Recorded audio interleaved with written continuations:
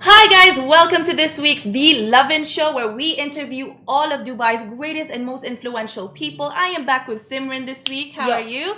We miss you, Casey, by the way. Shout out to Casey, and we've got a very special guest today. Welcome, Big Hass, to the show. Assalamu alaikum. Make some Alaikum noise. assalam. He is the radio jockey for the first FM hip hop show in Saudi Arabia and also a huge supporter of local artists here, and even has a show called Buckle Up with Big Hass on YouTube. That's true.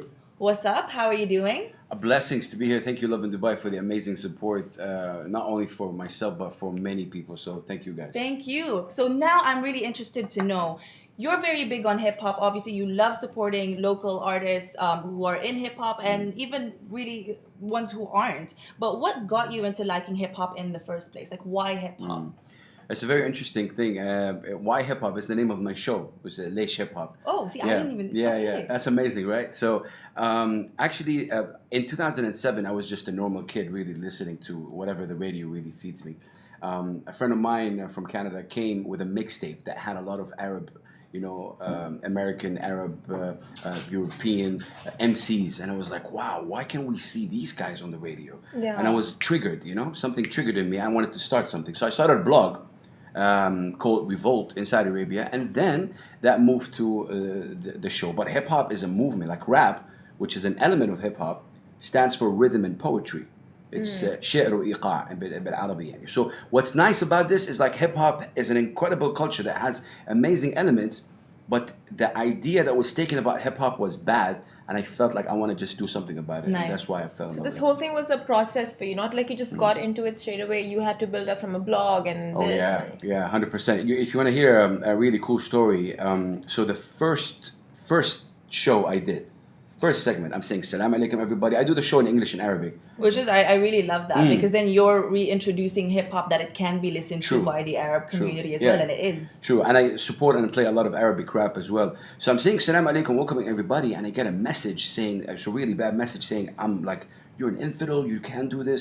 I was like, okay, I'm not doing anything wrong against my country or religion. Sah. So I went with it, I believe in myself, and now, alhamdulillah. So it's you gotta Alhamdulillah. believe in what you do, really passionate about what you Yeah. That's Very so true. true. Bless, That's yeah. so true. So on that note, who actually was your first musical hip hop influence? What okay. started it? Which song or like which artist? Oh, I mean, if it wasn't obvious enough, but I want him to expand Yeah. on this. Obviously, Kanye West. Oh yeah, that's right. Definitely not Kanye. Definitely not Kanye. No, but yeah, Biggie Smalls for me is somebody who he made me love the culture, the art form.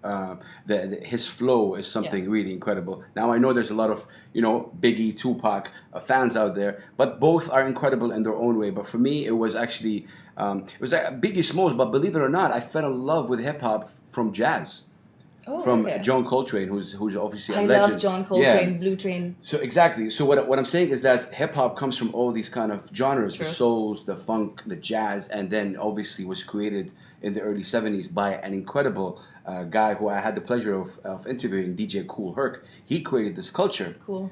And it's really incredible because when I interviewed him, he was like, "Where are you calling me from?" And I said, "Saudi Arabia, sir." And he said, "Hip hop reached that far." I was like, yeah, created in the early '70s, impressive. and now it's all over the world. It's the number one genre culture in the world right now.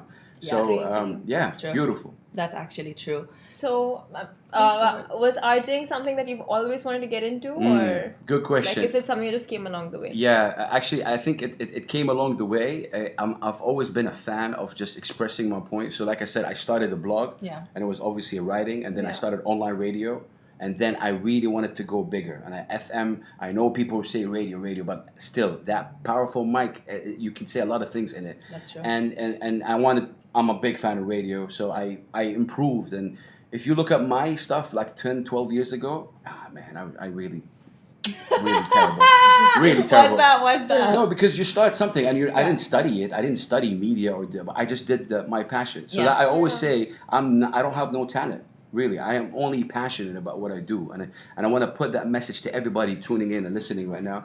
If you're not talented, it's okay, but just make sure that you're passionate about what you Yeah. do. That's amazing. Because then ultimately that will Speak show for through. itself, That will yeah. speak for itself exactly. That's So great were there advice. any hurdles that you had to face when starting the first FM hip hop show in Saudi? Because Yeah. obviously when you did, it wasn't intact and Yeah. How was that? What was the biggest hurdle, would you say? Wow, if any? that's a good question. You want the truth? Of course. Always, we're here, Lovin Dubai. Okay. Always. A lot of hurdles.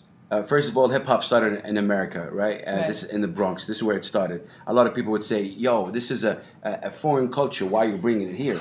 My idea was, it's like we have a lot of Arab rappers that are rapping about our culture, our things. Yeah. Now, if you're That's Arab and listening to us right now, watching us, you know that 99.99% of the music that we get is about love and pop music, or habitik, or habitini, you love me and you left me, and Lebanese, stuff like yeah. that. Get it? That's cool. But we have other things. We have social issues, community issues, and yes, sometimes political issues. It's there. So I wanted to focus on that, and I wanted to showcase that, you know what? Our rappers rap in Arabic and actually have a voice. You need to be respected, and people didn't like that in the beginning because these people were like saying, these rappers were saying something different than just, you know, Yeah. Not just the shake norm it. than Yeah. they use. Yeah. Yeah. That's amazing. That's like bam, like you. It's a big you fight. Really It's a gave big. that I always say platform. that it's a big fight. You got to fight. But again, goes back to your beliefs and your passion about what you know do. True. So speaking of passion, you are also into a lot of like upcoming talents. So how when someone like an emerging talent comes into the market, how does it? What piques your interest in them? Like when you want to As a support person. music talent, I feel like what actually garners your attention at first. I'm loving the questions. Okay, so for me, I'll be very honest with you. Yes, I do get a lot of requests. Check out my music. Check out this. But I just say, what grabs me in it is just how authentic they are. I just want to. I want to feel. I want to know your story through your music, Nice. and that's what somehow gets me personally. Now, I always say this, and I'll say it again with you guys. If I didn't like it, or if I didn't share it, that's not the end of the world for you.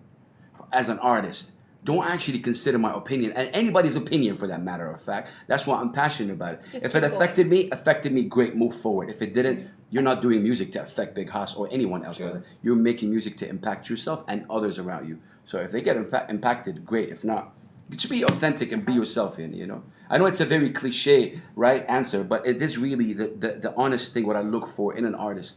And why I do that, because I just think it's our duty to support it. Like, if we don't, who would? So, You know? especially with the community here, because like you said, it is just new, it's emerging. So who better than And may I add something here? Yeah. I think the trick part as well, when we call artists local, this is where the corporations always downsize them for some. It's a local That's artist. so true. That's not. I mean, he's an artist, right? He's an artist. Khalas.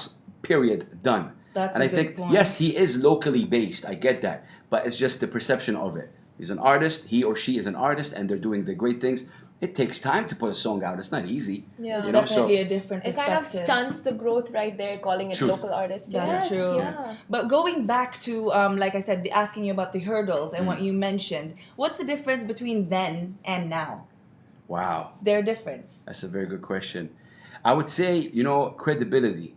When people see what you went through in the beginning, they don't know you, they don't know your story, they don't know what you're about, they don't know nothing about you. They just think that you're loud and da da da da da. Yeah. But now they've seen what I was able to do, the amount of interviews I was able to do, the amount of wrong perception about hip hop that I changed in Saudi Arabia, one of the most conservative countries in the world, and of course when I moved to the UAE, there was a lot of perception change generally about hip hop and Arabic hip hop. Yeah.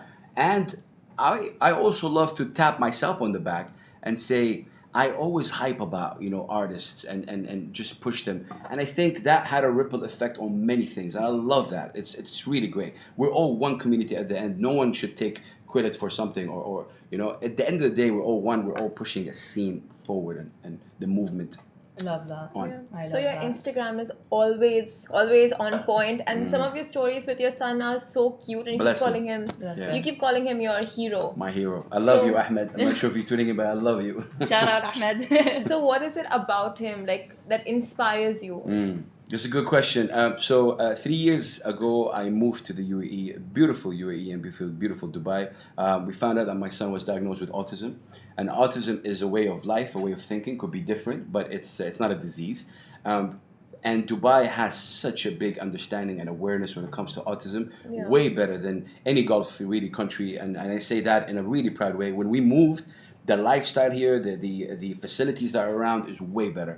And he's my hero. Yes, I have my thing going on in Saudi, and with the opening right now that's happening, I missed a chance. I give you that, and I say that live. Yeah. But at the end of the day, family comes first, Oh. and he is definitely regardless of my kid or no. But I love this kid. He already told me a lot of things. One of the things that he taught me, believe it or not, is patience. My wife would agree. I'm not a patient man. Like he told me that because when it comes to autism, you gotta just you gotta wait for the answer. You can say, Ahmed, do this. Ahmed, do that. You just have to wait. And he taught me patience. So he's my hero. I'll do anything for the kid, like hands down. I love that. Hands And down. I love that you really always actively use your platform to ensure that and keep, retaliating on the message that it is not a disease. And seriously, it is. We didn't end yet, but salute for you guys. It is a way of life. It is a way of life. And I agree with that. There is a certain perception, and again, if I may elaborate on that point. Please do. So autism, it's autism disorder. When you translate that to Arabic, it's called اضطراب التوحد. Now, اضطراب somehow goes to the meaning of a bit crazy. That's what it is, really. Like there's something wrong with your head. Yeah. And that's why people think and that's why I go on and use my platform as a hip-hop radio show and Buckle Up and everything, and my Instagram, to say it's not a disease. And guess what? Every time I say that, I get a message from a mom or a dad. I was shy to talk about my son, but when I said, why are you shy talking about your son? Yeah. Forget the people.